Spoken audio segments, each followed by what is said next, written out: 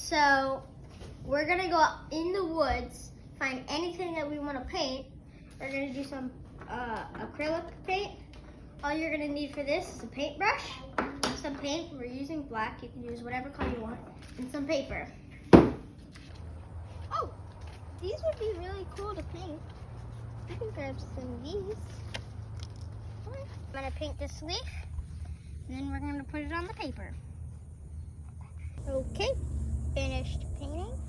Let's go place it on.